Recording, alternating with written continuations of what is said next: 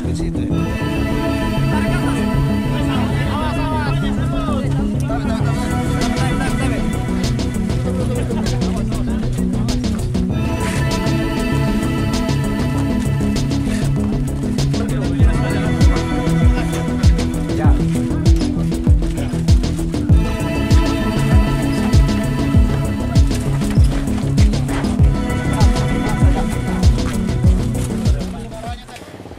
Meninggal itu kakak beradik yang kami temukan bersama umur 9 tahun. Itu kami ditemukan tim SAR tadi sekitar jam 13.10 WITA.